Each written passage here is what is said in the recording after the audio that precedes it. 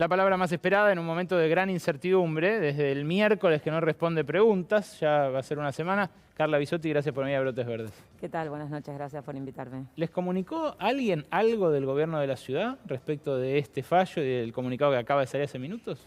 Que yo sepa, no, a nadie. No, estamos ¿Vos cuándo viendo. fue la última vez que hablaste con Fernán Quirós, por ejemplo? Con Fernán Quirós me contacto periódicamente, hablamos el domingo, hablamos ayer, de cuestiones técnicas en relación a acciones conjuntas y a miradas de evolución, pero la verdad es que tanto con Quirós como con Goyán, como con todos los ministros y las ministras, la mirada y el perfil es bien sanitario y técnico. O sea, vos decís que acá primó otra cosa. Sí, la verdad es que me parece que sí, me parece que lamentablemente está primando algo que no es la salud, y lo que nosotros estamos tratando de hacer desde el Estado Nacional, desde cada ministerio, es justamente tratar de no focalizar en la política ni focalizar en la justicia, sino focalizar en lo que más nos interesa, que es la salud de la población, entendiendo que la inmensa mayoría de la sociedad ha entendido la gravedad de la situación, lo serio del aumento de los casos, la velocidad del aumento de los casos, que a pesar de haber fortalecido el sistema de salud durante el año pasado y que haya podido dar respuesta, la situación ahora es diferente porque la velocidad de aumento es exponencial. Eso hace que en poco tiempo un número importante de casos desborde el sistema de salud y pueda pasar exactamente lo que vos explicaste en el bloque anterior. No poder dar respuesta no es solo no poder atender pacientes COVID, sino no poder atender otras patologías. Hemos visto lo que ha pasado en otros países y en ese contexto además se suman las nuevas variantes que son más transmisibles y que realmente han mostrado una situación diferente de dinámica de transmisión en otras ciudades. Y bueno, nos parece que la población lo ha entendido y mayoritariamente se está cuidando, ha disminuido la transmisión y bueno, y nos parece que nuestra responsabilidad es tratar de brindar la mayor calma y tranquilidad y no sumar a esto que decía Vilma Ibarra el otro día, este desasosiego que se ha generado en la población, que se suma a una situación sanitaria de mucha preocupación, con incertidumbre, como vos decías, y con mucho miedo también.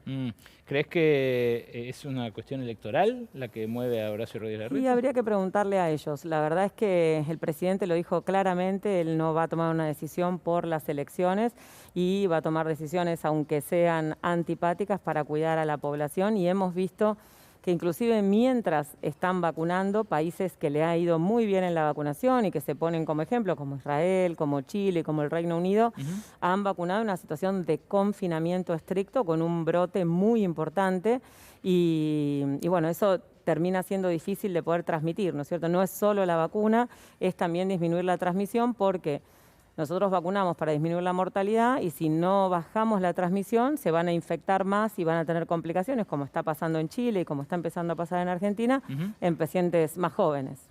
Eso me lleva a una pregunta ineludible, que es ¿qué va a pasar el 30 de abril? Bueno, eso va a depender digamos, las medidas implementadas, también de cómo las cumplan y las implementen y las fiscalicen las jurisdicciones que tienen la potestad de hacer eso, y del cumplimiento de la sociedad. Nosotros no buscamos que desaparezcan los casos, eso es muy importante transmitir en este contexto de transmisión comunitaria tan intensa, en un aglomerado urbano tan grande, con una circulación de personas tan importante, aunque haya bajado, el objetivo no es que no haya casos, sino que se retrase, digamos, disminuya la velocidad de aumento de los casos. ¿Pero en estos 10 días se puede notar la En estos días diferencia? se puede notar una tendencia, digamos, por lo menos en el aumento de los casos y en esa pendiente de la curva y en el ingreso de personas a terapia intensiva. Vos hablaste en algún momento de medidas intermitentes y estrictas. ¿Puede ser que el 30 de abril, por ejemplo, se decida restringir la circulación de otros sectores de la sociedad o de la economía y que vuelvan las clases presenciales? Bueno, lo que nosotros estamos viendo, y eso también es importante en relación a volver a reafirmar un poco lo que nosotros transmitimos, está claro que el riesgo individual de asistir a una escuela en el contexto de tener un protocolo que se cumpla es bajo, pero nosotros lo que fundamentamos en relación en el DNU y en todos los escritos que nos han pedido los abogados, estamos hablando del riesgo colectivo. Estamos hablando que en un lugar, en un área, digamos, geográfica, con una transmisión comunitaria como la que decíamos recién, circular genera un riesgo. Entonces no es por ir a la escuela, es por circular. Y la escuela presencial moviliza un número muy importante de personas, de alumnos, de acompañantes, de docentes, de no docentes. Entonces, ese es el punto.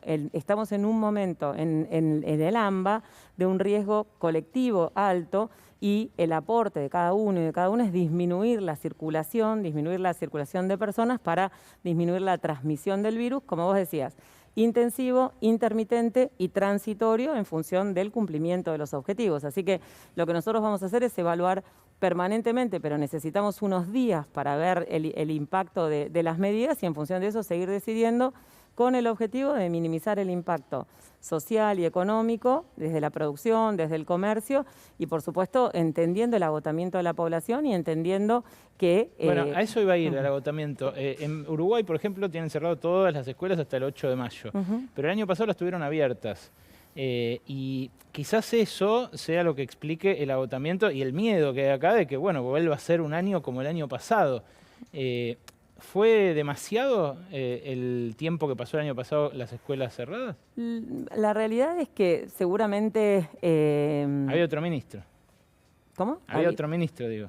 Sí, no, pero no es cuestión de ministro, es cuestión del gobierno. Lo que se sabe en este momento del virus es muchísimo más.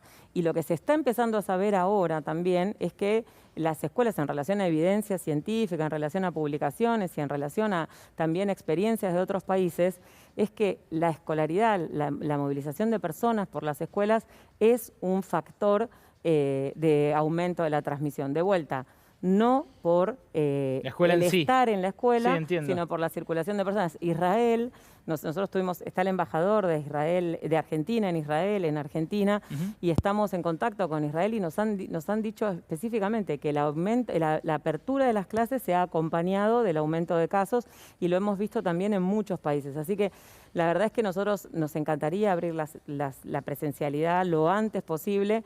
Estamos apuntando a que las medidas sean lo más transitorias posible, pero no podemos desconocer el contexto en el que estamos en el AMBA. La mayoría del país tiene las escuelas abiertas y tiene presencialidad.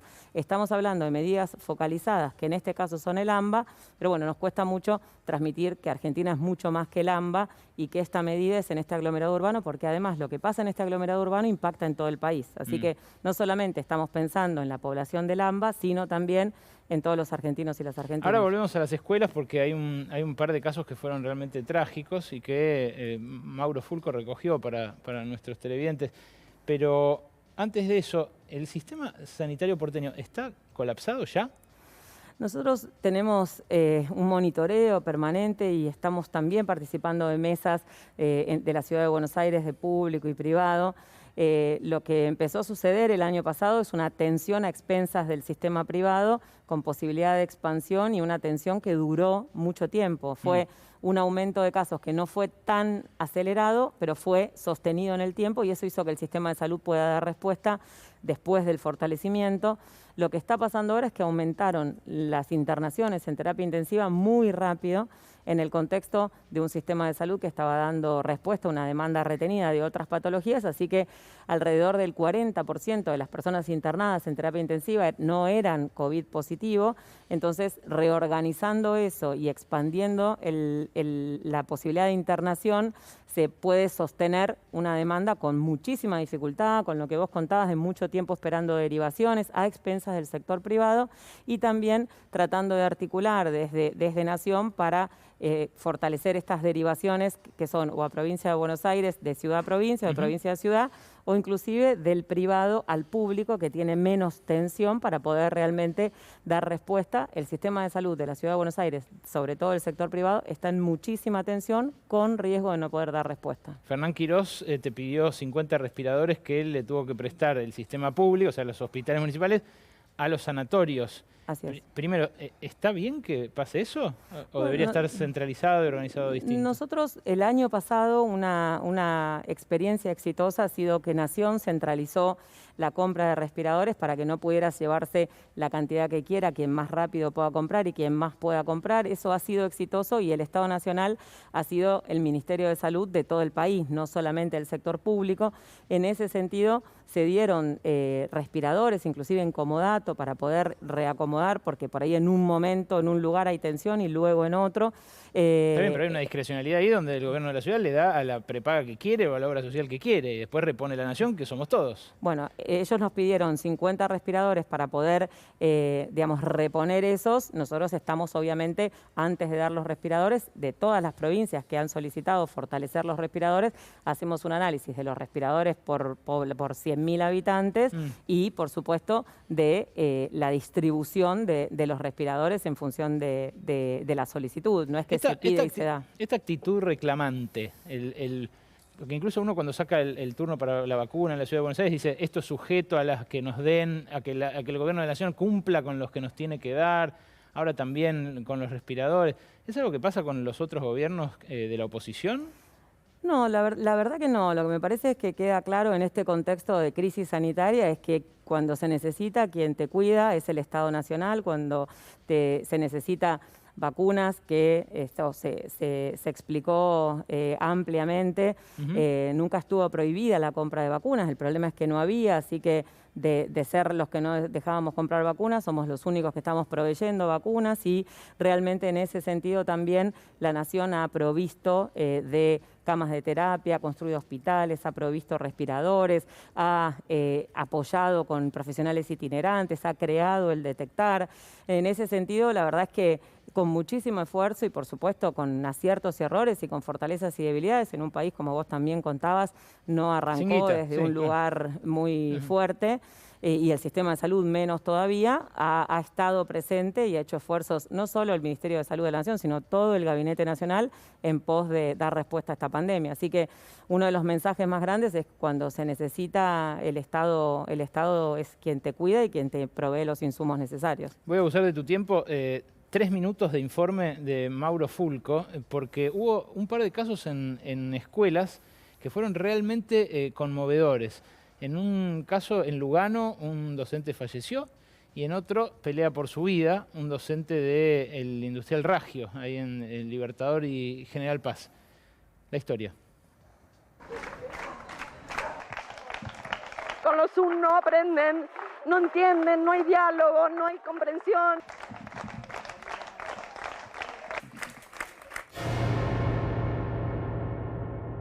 En una escuela que hace poco tuvimos la desgracia de tener un compañero que falleció por COVID, nuestro compañero Langone, recordado por muchos chicos porque era un buen tipo, una persona, con los pibes era divertido.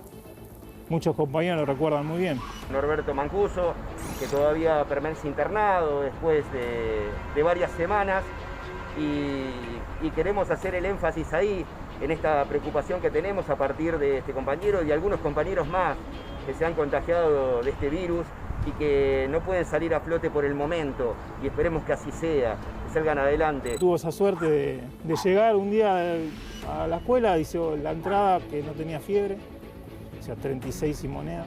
Le tomaron la temperatura. Le tomaron la temperatura, entró, dijo que se sentía mal y lo hicieron ir a la casa y ahí fue cuando después se hizo el hisopado positivo y después se le fue complicando día a día hasta el día de la fecha de su fallecimiento, ¿no? Estamos muy preocupados porque el día de ayer, por ejemplo, tuvimos que aislar más de 22 burbujas, cada burbuja contiene 12 estudiantes, imagínense ustedes, casi 150 estudiantes tuvimos que aislar, docentes, se han contagiado docentes, más de 10 docentes de la escuela, algunos lamentablemente en este momento en terapia intensiva, peleando por su vida. El protocolo, a ver, tiene su falla, porque si a mí me toman la fiebre ahora y tengo 36,2 cuando ingresé en mi turno, yo en mi casa también tenía 36,2 y tenía positivo COVID.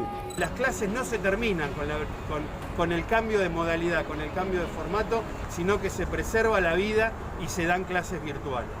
Pero acá hacen falta insumos que no llegan. La cooperadora de la escuela tuvo que salir a gastar sus propios fondos para comprar alcohol en gel y demás. Al principio tuvimos que comprar algunos termómetros extra para poder dividir en varias entradas personal docente y dividir las dos puertas para poder tener la temperatura chicos para que no se apelotonen los chicos en la entrada. Y eso salió de los fondos del colegio. En esta escuela somos más de 600, entre 600 y 700 docentes, de los cuales apenas 10 si llego a contar, están vacunados. Fui paciente COVID, hace 20 días me tocó ser positivo, la pasé bastante mal en mi casa, después se me complicó con una neumonía, me dieron medicamentos, hoy estoy acá de alta, ¿no? Pero no la pasé bien. ¿Cuántas burbujas se cayeron por tu COVID?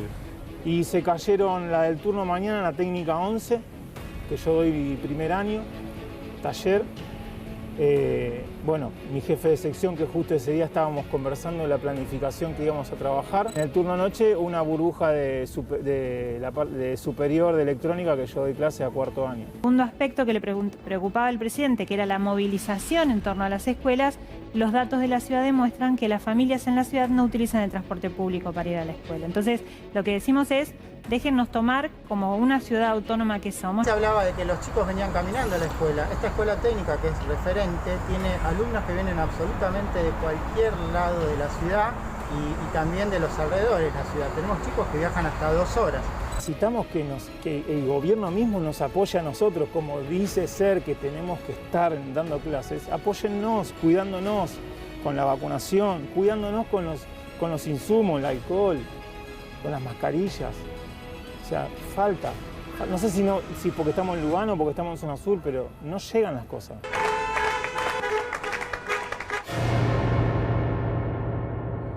En la escuela 35, donde el domingo murió el docente Marcelo Becker, hay en este momento 14 docentes positivos de COVID, un auxiliar también positivo y, bueno, desde el 1 de marzo, 40 burbujas aisladas. O sea, más de la mitad de la presencialidad ya no era presencialidad. ¿Qué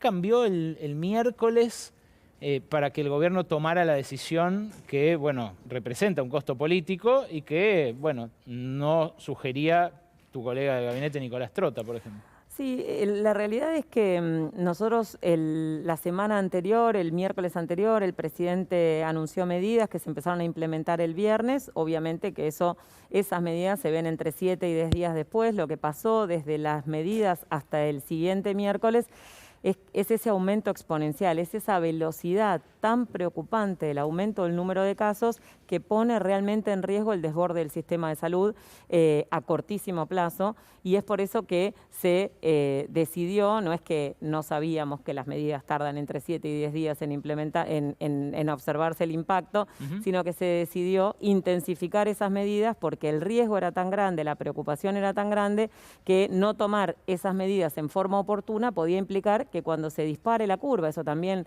lo sabemos y es evidencia científica, parar esa curva es muy difícil, y si se desborda el sistema de salud, también poder cortar esa situación lleva mucho tiempo. Los lugares que han desbordado el sistema de salud han estado en esa situación durante un tiempo largo. Entonces, ese fue el motivo por el cual se decidió esta situación. Y el tema también es importante ponerlo en palabras. En el Gabinete Nacional se plantean todas las realidades y nadie quería suspender las clases. No es Trota que no quería suspender las clases, el presidente tampoco quería suspender las clases.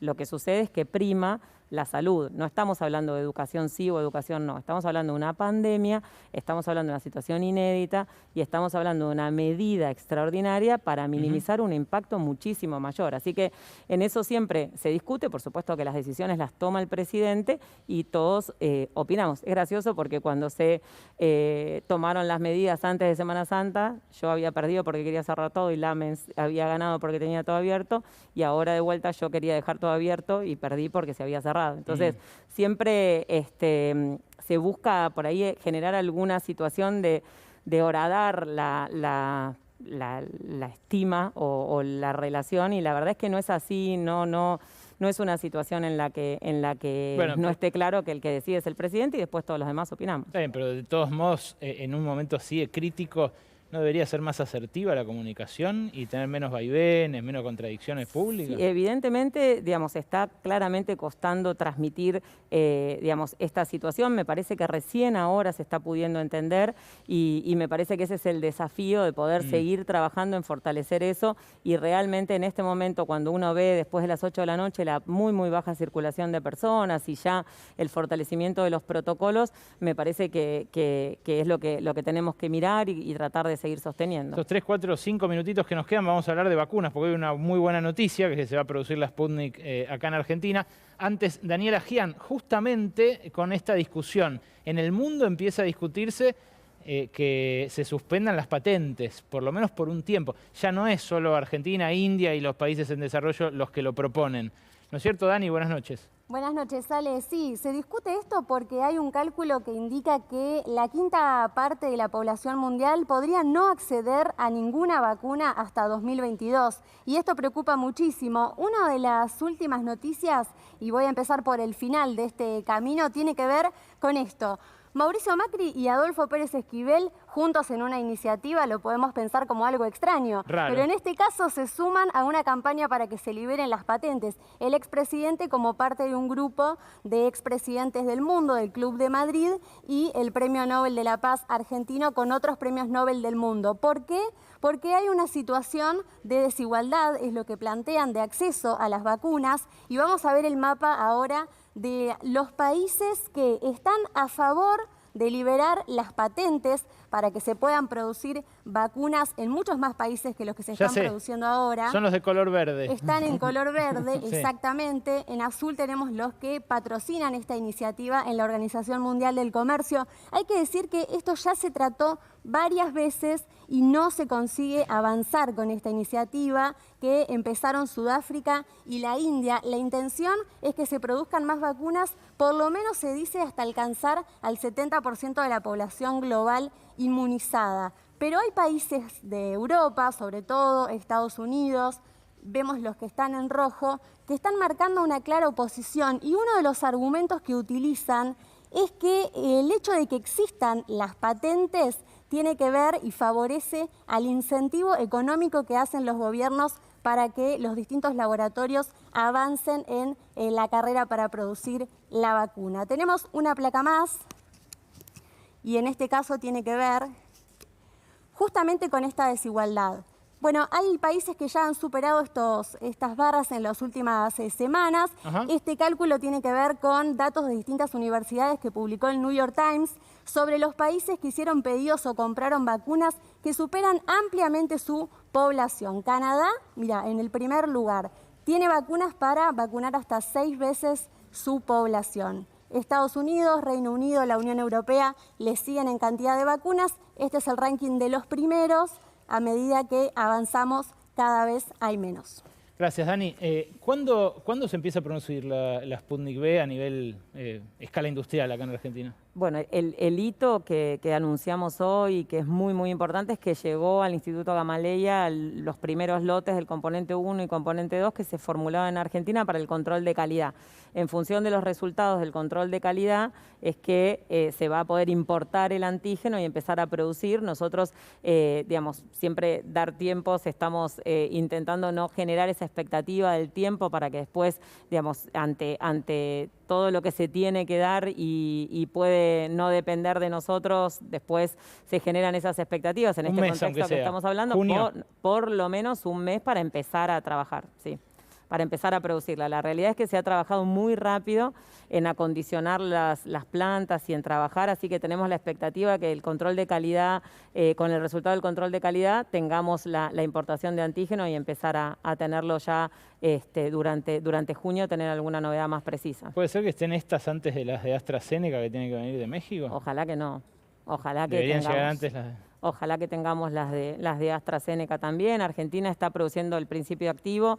La verdad es que está produciendo ese principio activo en tiempo y forma, y la dificultad en la adquisición de insumos y la formulación y esa ventana de oportunidad que se vio en Estados Unidos para perder el menor tiempo posible hace que estén, según nos informan, en el último tramo, con los últimos controles de calidad, y durante la semana que viene podamos tener alguna novedad. Esperamos que sea mucho antes que la Sputnik Argentina. Pasa que cuando vimos el acuerdo hoy, va a mandar el principio activo Gamaleya de Rusia y se va a formular, fraccionar y enfrascar acá en Argentina. Exacto. Que es exactamente lo que pasa con la otra en México. Exacto. Si tenemos la capacidad de enfrascar la Sputnik, ¿por qué no enfrascamos el principio activo de Sigma, de AstraZeneca, de la que hace Mount Science, acá? Esa situación, digamos, es en relación a las definiciones de AstraZeneca-Oxford, que son los que tienen la patente y la licencia, Claro, que decía para Dani. poder definir quiénes son los que hacen la transferencia de tecnología. En ese caso, el trabajo que se viene haciendo con la Federación Rusa y la dificultad que está teniendo Rusia también, que ha informado para la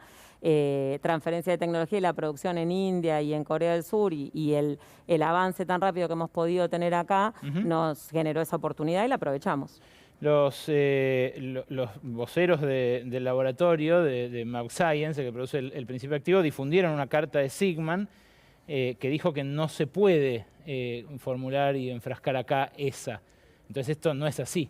No, digamos, no se puede en función Por una cuestión de patentes claro, digamos, y de contratos. en función de, no es en que función de técnicamente no se pueda. digamos, técnicamente no es tan fácil, la realidad es que técnicamente no es una situación fácil. En este caso se pudo, digamos, acondicionar plantas que estaban destinadas a otra cosa y el Instituto Gamaleya aceptó esa situación, así que en ese sentido la consulta, digamos, de los requerimientos de AstraZeneca y Oxford, por ahí hay que planteárselos a ellos. Sigman también dijo que todavía no cobró.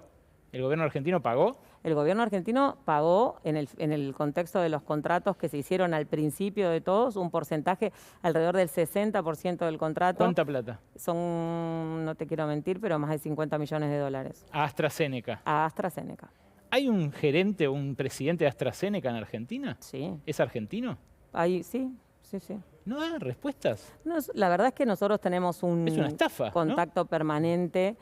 Bueno, no, la realidad es que nosotros tenemos un contacto permanente, el esfuerzo que se está haciendo desde todas las empresas, aunque no puedan cumplir con los contratos, es grande porque la complejidad de producción es grande y todos los contratos... Pero acá hay dosis en Estados Unidos muriéndose de risa, Estados Unidos no las coloca. Pero ahí son dos cosas distintas. El contrato que tiene Argentina es con la producción de la vacuna que se produce en colaboración con Argentina y con México, y el proveedor es AstraZeneca, que el contrato dice que nosotros tenemos que empezar a recibir las dosis durante el primer semestre.